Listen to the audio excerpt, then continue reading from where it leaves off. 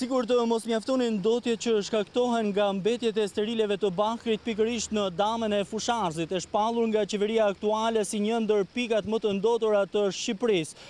Fabrika e pasurimit të Bakrit dhe koncesionari i saj vazhdojnë të ndotin dhe ujërat e lumit Fan, nën të cilët janë plot 700 hektar tokë të cilët ujiten.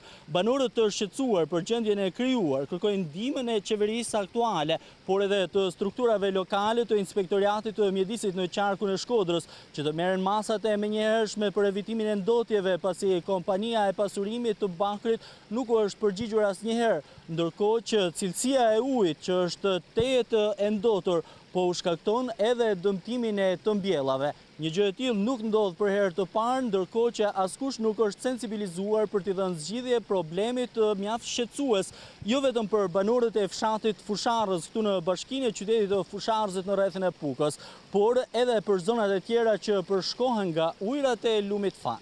Ky lum i Fanit që ndotet nga dama fabrikës ose nga kompania Beral është e përsëritshme herë mbas here, por sot është një rast flagrant ku pezullit duken deri edhe me kamera. Nga ndotja e këtij uji dhe shumë gjëra të tjera që ndodhen për këtij uji, ne jemi detyruar të marrim masat tona nëse shteti nuk vë dorë në to. Atëherë masat do t'i marrim privatisht, nuk kena punë më me shtet. Përveç se ka minerali, ka dhe acida që proponojnë përpunimin e bakrit.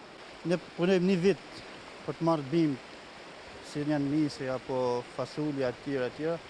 Në fund për një ditë na hedh poshtë gjithë munën e një viti, a kupton? Me aciditetin që ka ky ujë, një të vaditur komplet. Toka një herë dhe bima vdes. E bën kesa, po më kot, nuk gjen atë fuqinë që kërkojnë. Për News 24 nga Fusharzi, Armir Meaj.